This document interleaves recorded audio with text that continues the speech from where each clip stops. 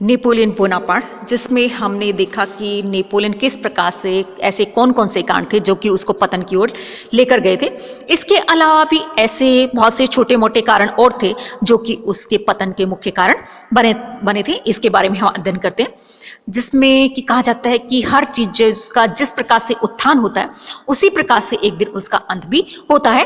और Napoleon Bonaparte भी कहा जाता है कि इसी नियम जो उससे अछूता नहीं रहा था और एक सामान्य सैनिक से वो क्या बना था, फ्रांस का राजा बन गया था। और परंतु वाटरलू के मैदान में उसे सम्राट पद तथा साम्राज्य दोनों से ही हाथ धोना पड़ा और एक बंदी की हैसियत से उसे अपने जीवन के शेष दिन बिताने पड़े, और जो कि उसके पतन जो उसके प्रमुख कारण रहे थे।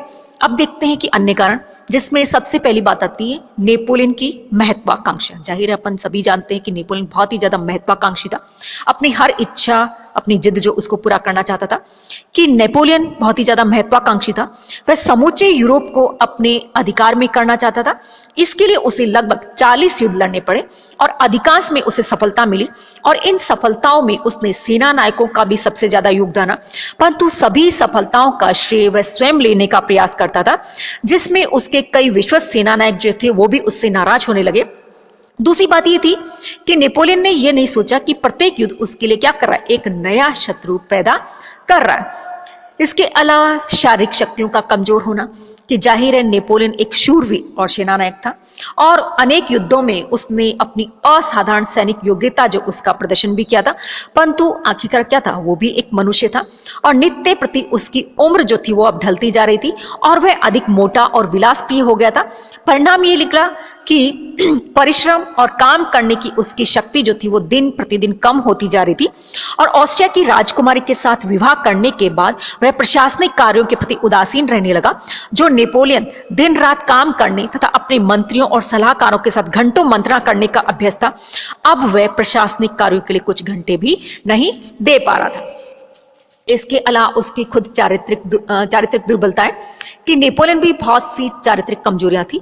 वह क्रोधी स्वभाव का व्यक्ति था और जल्दी ही कहा जाता है कि आवेश में आ जाता था। इसी कारण उसने विजित देशों के प्रति कभी उदार व्यवहार नहीं किया और अपने शत्रुओं की संख्या में वृद्धि करता गया।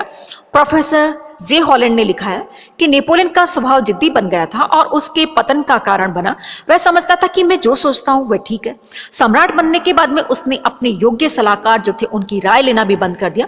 वह स्वयं के अलावा अन्य किसी की भी उन्नति देखने के लिए तैयार नहीं था और अतः उसका पतन जरूर था। केवल समय का इंतजार था और वाटरलू के मैदान में उसके इस समय जो है उसने उसका साथ छोड़ दिया था।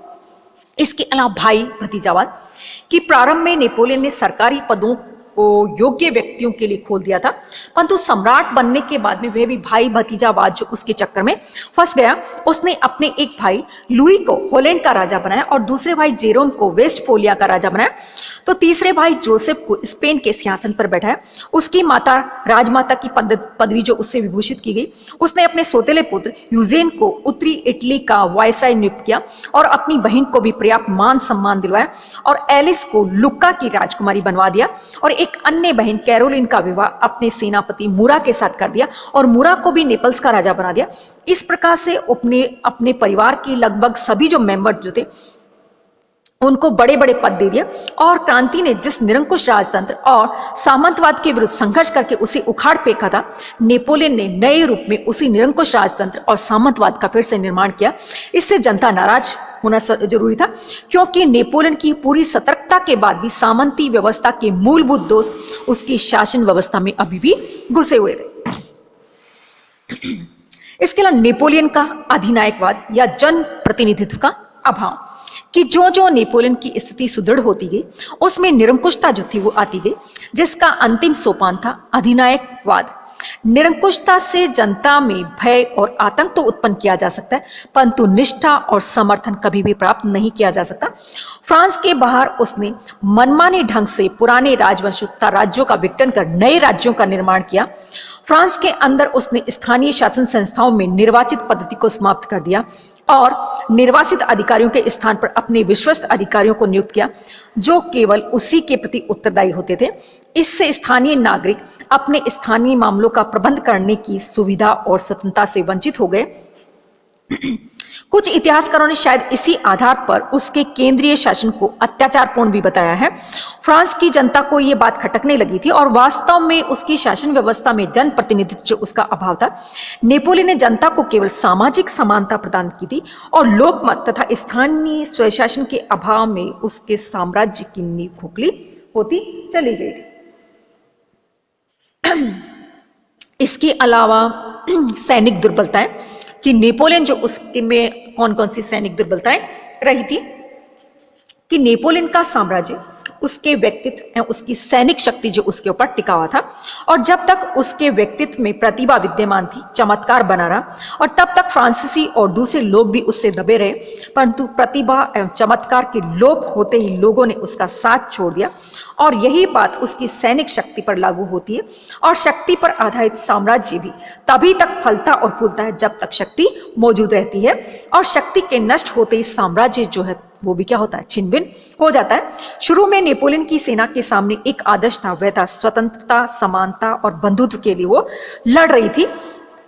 परंतु जब नेपोलियन ने इन आदर्शों की अवहेलना करना शुरू कर दी तो उसकी सेना का क्रांतिकारी जोश जो था वो भी समाप्त हो गया, और अब उसमें एक और निरंकुश शासक की सेना में कोई अंतर नहीं रह गया।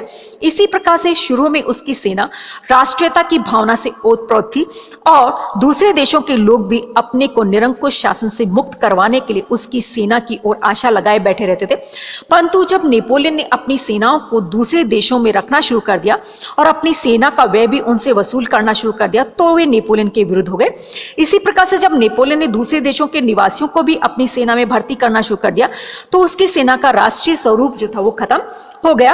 और शुरू में नेपोलियन को जो सफलताएं मिली उसका एक कारण उसके नए अस्त्र शस्त्र तथा रणनीति थी। धीरे धीरे दूसरे देश जो थे उन्होंने भी उस टेक्निक जो उसको अपना लिया। इस प्रकार से उसकी सैनिक श्रेष्ठता जो थी उसका क्या हो गया, अंत हो गया। और फिर नेपोलियन ने इतने अधिक युद्ध लड़े थे कि उससे अधिकांश योग्य और युवा सैनिक जो थे वो वीर गति को प्राप्त हो गए। और वाटरलू के मैदान पर जिस सैनिक के साथ वह अपने भाग्य को आजमा रहा था उनकी औसत आयु 15 से 16 वर्ष की थी और उसकी सैनिक निर्बलता ही अंत में उसके पतन जो उसका प्रमुख कारण सिद्ध हुई थी।